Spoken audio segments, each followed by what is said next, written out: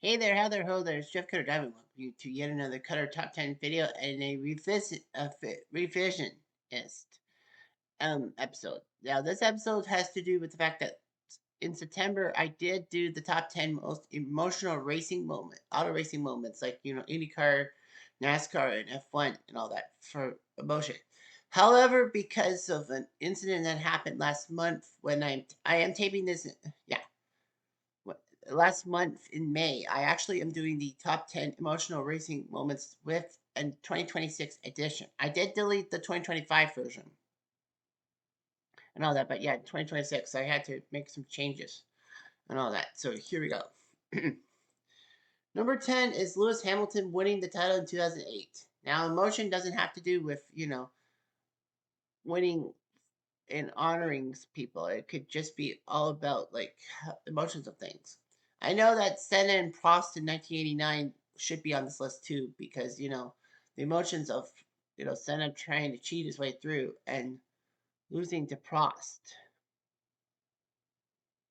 for the 89 title.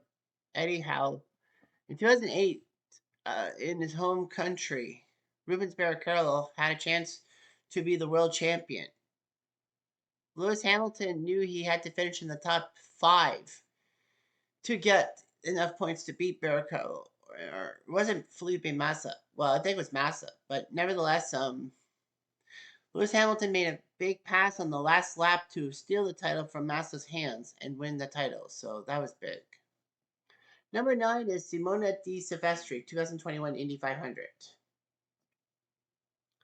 So Di Silvestri was one of the long list of women who qualified for the Indy 500, from Jenna Guthrie down to Danica Patrick and Mika Salo. Oh, that's not her name. Whatever her name is. Anyway, I think it was Mika Salo. Anyway, the 2021 Indy 500 saw Simona Di Silvestri make history, becoming the first woman to finish the Indy 500. So she had things up her sleeve and she did her job. So she did it. She won. Well, she won a finishing spot, which was great. Number 8 is Michael Schumacher gives Ferrari its first title in years in 2000.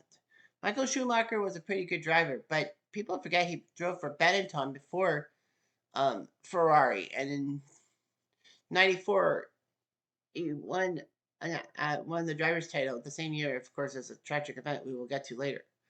But anyway, Schumi decided to switch to Ferrari. The red guys, the hated guys, the red shirts. Of course, as a Williams/Mercedes Benz fan, I couldn't stand Ferrari. They're the enemy. They're the devil. That's just my opinion, of course.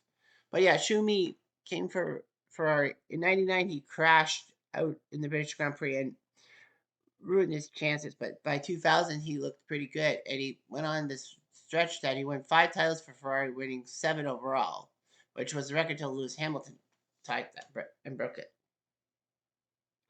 Number 7 is Alex Zanardi's horrific accident in Germany.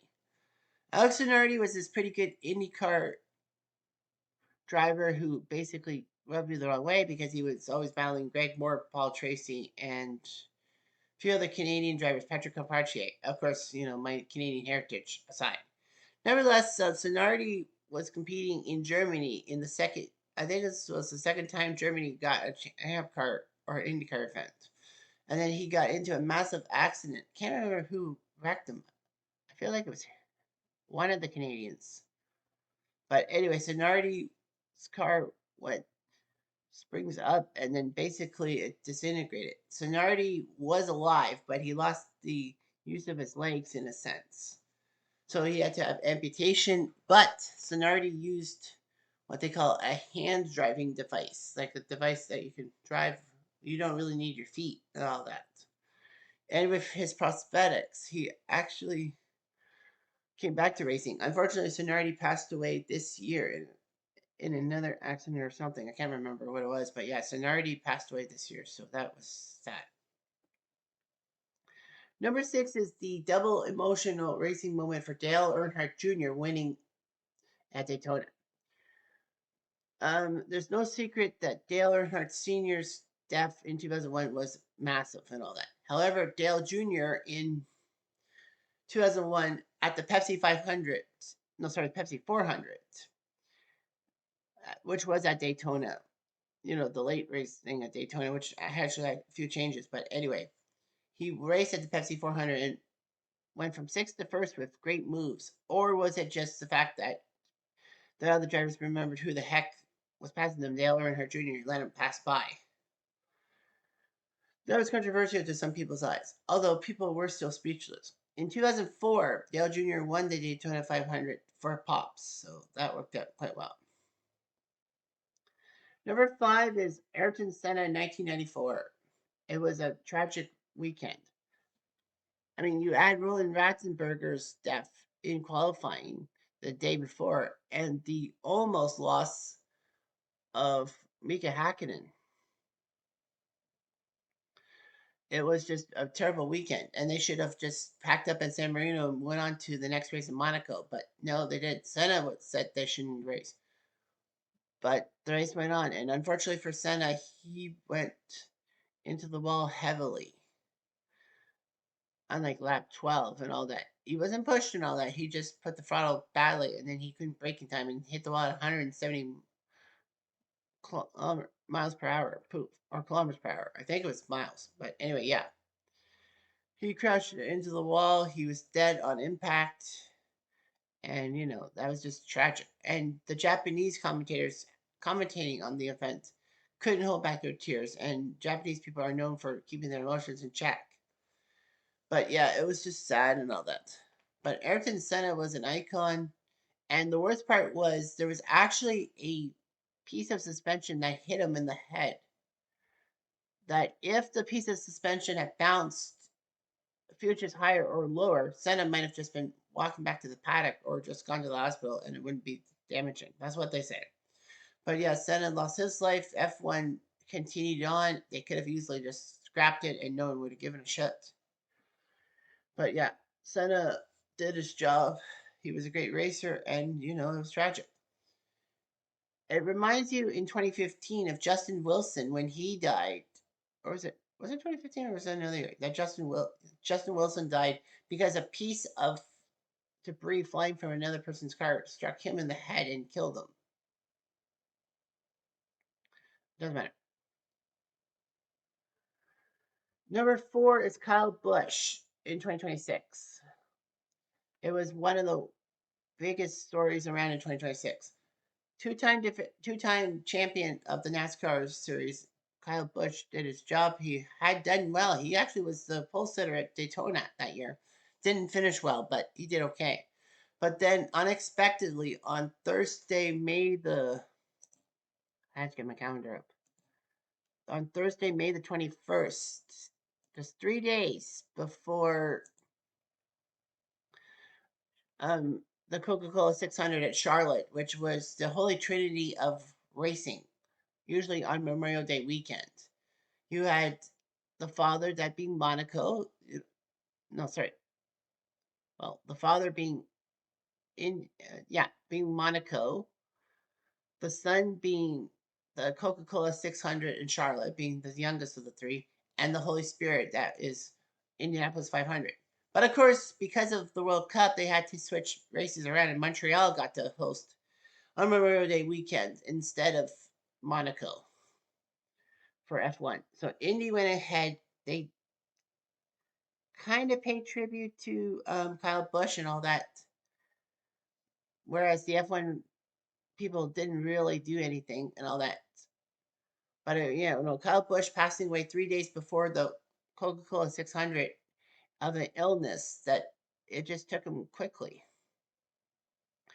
But watching the pre-match, the pre-race of the Coca-Cola 600, just minutes after Kimi Antonelli won the F1 race in Montreal, it would just send shivers down your spine because of all the NASCAR drivers getting together and all that. It was just harrowing and all that.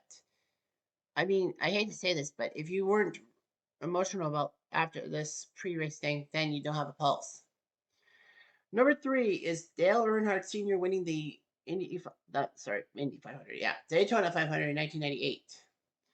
So anyhow, Dale Earnhardt was a great driver, seven-time Winston Cup champion or NASCAR champ, if you will. It was it was an intimidator, but he kept missing out on Daytona 500 chances. In 1990, with a lap and a half left, he ran over some debris and ruined his race, and Derek Cope won that one. In 1993, he was fighting Dale Jarrett for the crown. Jarrett won it, and in front of his father Ned, who just passed away. Um, then you got yourself the fact that Dale Earnhardt was leading the 1998 Daytona 500 with like 5 laps left, but there was a massive crash, and under the rules in the 90s, they decided to it was only good. It was going to be a major idea to get the debris off the track. So practically, they gave Earnhardt that yellow flag and the checkered flag, meaning he was the Daytona 500 champion. And as they said in the CBS commentary booth, well, Dale Earnhardt quipped, "If John Elway could win the Super Bowl, I can win the 500." And he was right because that was when John Elway finally won the the Super Bowl in 1998. Number two is the fiery crash of Niki Lauda in 1976. If you haven't watched the movie Driven, I think it was Driven. What is that movie with Lauda and James Hunt's rivalry? Or Drive, I think? But anyway, it's a great movie. You should watch that. But anyway, it tells about the story of the 1976 F1 season, one of the most prestigious and epic in F1 history. However, Niki Lauda, the Austrian driver, everyone thinks he would be German, but he's not. He's from Austria, or from Finland, but he's from Austria. Crashed heavily in the German Grand Prix at a infamous corner, and the fiery crash would kill a lesser man, obviously, but Niki Lauda survived. Of course, Niki Lauda looked terrible. He had like second-degree burns. He had burns on his ears. His ears looked very terrible and all that compared to most. You know, he looked disfigured and all that. However, what makes things emotional is that Niki Lauda came back after only missing 2 races. You don't do that. You just don't come back like that. A fiery crash like that, and you survive, and you're still able to um, race. And he almost won the title, but thanks to a rain-soaked Japanese Grand Prix, he passed on racing that one because of the danger and all that. And I don't blame him one bit. James Hunt may have won the title, but he probably felt guilty that Niki Lauda couldn't be there to race him. And finally, number one is the massive crash of Dale Earnhardt Sr. 2001 Daytona 500.